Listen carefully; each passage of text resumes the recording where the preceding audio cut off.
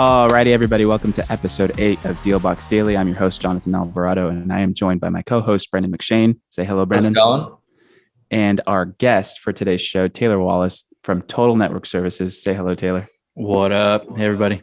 If you're an entrepreneur joining us, we'll dive into best practices for private placements. If you're an investor, we'll go into best practices for alternative investments. You can find links to this on our live stream channels, podcast channels, as well as our blog. Without further ado, I'm going to turn it over to Brendan to kick us off for episode 8. So jumping in, the market is up 2.85% today. Bitcoin hit an all-time high from its May high of 42,000. Woo! Ethereum is also up. Could be because of the new London fork. We'll talk about that later, though. And they're at 2,800. Binance is also slightly up, and their CEO of US today stepped down. So we'll see how that plays out over the weekend. And Doge is now at 20 cents. Moving into the first article.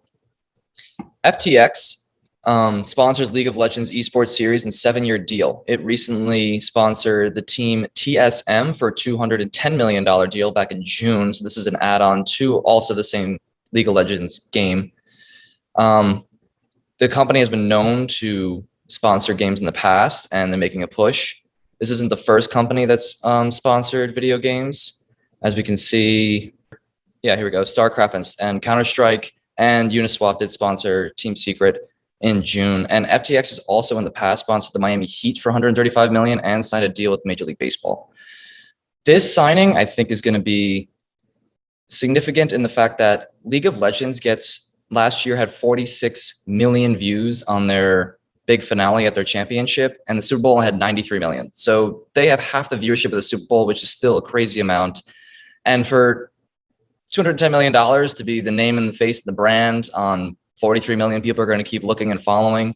And the people that are playing these games are probably also very close to the same people that are using cryptocurrencies across the internet. What do you think about this, Taylor? I think it's just fun in general to look at what these companies are doing if you're a business owner, if you're someone who wants to get into business, these are the people that are already thinking so far ahead that they're past fiat, they're past how we normally trade assets. They're thinking so far ahead in the future. So their business practices are, of course, also going to fall in line with that. So as you see traditional businesses advertising on whatever billboards or TV or wherever it may be, even, it's YouTube ads. I mean, some of that stuff's already getting antiquated and the spaces are getting antiquated. So watching them advertise in a space like this just goes to show they know where their audience is at. They know where the future of advertisements are at. I just think that's fun. The other deal we saw a couple of weeks ago with crypto.com and UFC, $175 million deal over 10 years. I mean, it's clear that these companies are getting in where things are hot. UFC is growing right now a lot. They have a whole new fan base, blowing up, and same with a lot of the, games. It's the right market for them. So yeah, fun to watch. All right. Well, bouncing out the Miami Heat, though, still Miami. Civic engagement in crypto Miami unveils its own digital coin. Patrick Stanley, founder and CEO of City Coins, the project behind Miami Coin, told Cointelegraph that Miami Coin can actually be considered as a developer platform for cities. Miami Coin, being the first ever city coin, is entirely programmable. Therefore, its applications can easily build on top of it. The coin will be used for trading. It will be built off the Stack network, which is built off the smart contracts using the Bitcoin network. Not many coins usually choose this, but it's unique in that fact. Besides that, though, I don't really see the exact use case in the Miami Coin. The company's business plan is to release cryptocurrencies for most major cities, and hoping that these cities will go back and use these currencies to fund infrastructure, and people can stake with the coin, but others have done that in the past. So nothing is particularly unique about it. And I'm not sure how much traction this will catch. The US government taxes in US dollars. They're going to spend US dollars right back to pay for infrastructure. I don't see a reason why they would switch over to a crypto to pay back for the infrastructure that they're rebuilding. But we'll have to see how this plays out. Yeah, I think it's cool in that you have a city like Miami giving the nod, the green light to things like crypto. I think that's fantastic. I think the news is fun. Unfortunately, I agree. I don't know how relevant this will be. I think there's a lot of successful cryptos out there that are built by successful businesses who have a lot to offer. I don't know. We'll see how it plays out. They're talking about making coins for different cities all around the States.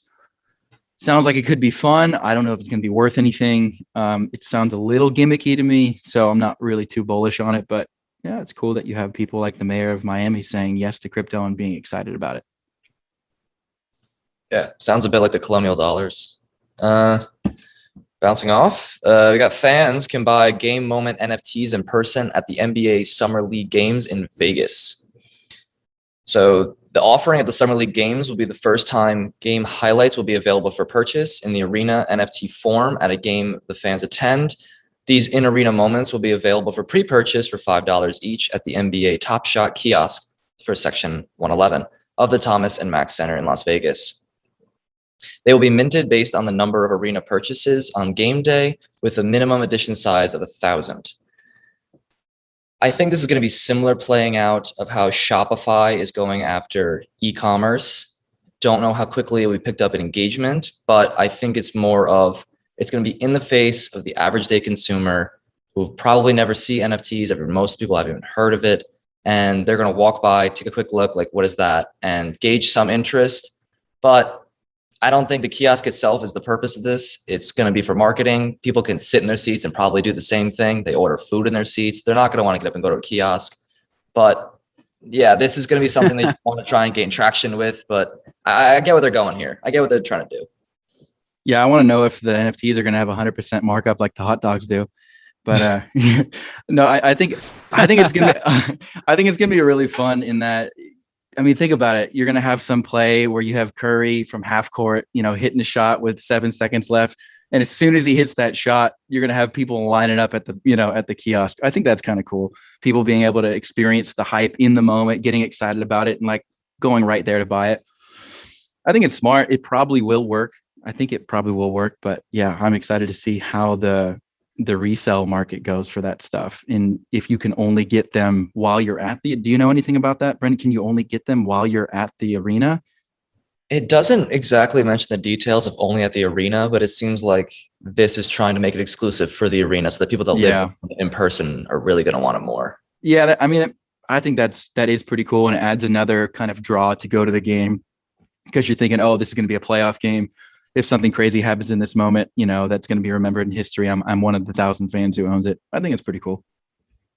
Yeah, I think it'll be fun. And also another way for fans to participate in the sports that they really, truly believe in and want to follow all the time.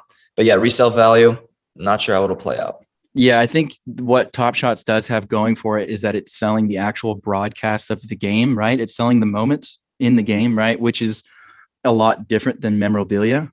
It gets a lot closer to actually selling the artist's art, right? Because what's the art of an NBA player? It's like them actually playing on the court.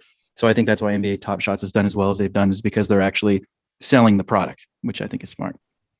Yeah, and there's definitely some iconic images that if you own that, and even an NFT form will be worth a lot, like the famous LeBron dunking and then Wade underneath, his arms out. Like if somebody had that in an NFT, it's worth something. Everyone's got it. Yeah, because it's part of the game. It's in the game, right? It's not just them hanging out after the game. Yeah. I could definitely. This is an interesting project. I would like to see if other stadiums will pick up on the kiosk and moving forward, even other sports venues. But also talk about NFTs. Copyright violations could crash the NFT party. So the main thing they brought up here in the article about an example was a 12-year-old programmer named Ben, and he made a project called Weird Whales. It blew up.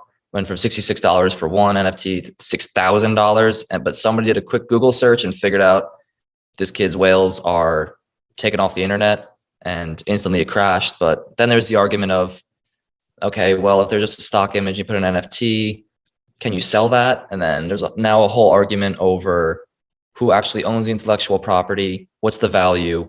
And then the second part is going to be, people are going to need to be verified.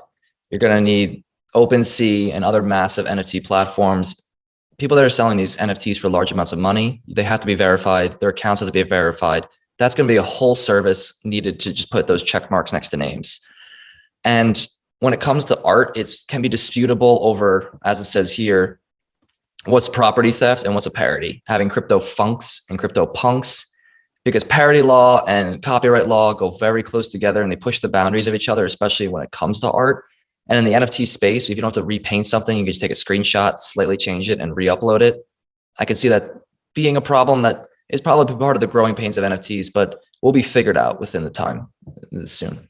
I agree. I think there's going to be a whole new space created specifically for validation, just like there is for signatures or for, minting trading cards or whatever it may be. So yeah, I think it's going to be a new market that that grows. And exactly like you said, I think the Twitter had the same problem when it was starting with, who's actually saying this stuff. Okay, they're verified because they have a blue check mark. I think we'll also be seeing that as well. And it's important to remember, if you sell things that you can't sell, you can be sued for it. You know what I mean? So I think a lot of people get in their mind like, oh, it's just kind of the Wild West. Well, it's like you're still under the law of the country that you live in, right? So you can still get sued if you do this stuff. So people are still held back by those, of course, normal restrictions. It's just, if left unchecked and to the uneducated, it can be potentially easier to get away with some of this stuff if it's not, kept under watch. Yeah, definitely needs somebody to verify. You need a service is going to be a requirement in the future. And the uneducated is who's going to get preyed on first. Just like when the internet came out, the people didn't understand the internet were the first ones preyed on by any scams. And that's kind of what's going to come out. And it still happens today. But it'll clean up. Like, yeah. People are going to understand it. They're going to come out with old scams that people have seen in the past, and they're moving right through it. It's easy to validate. That's kind of the point of blockchain, is everything's validated.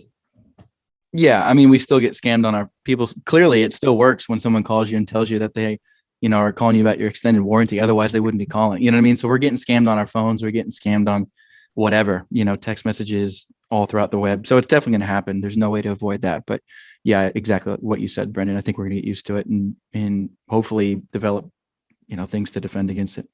Let us know what you guys think about this. Is it controversial? Is it not? Does the technology solve its own problem? Does it not? Let us know your thoughts in the comments and continue the discussion with us down below.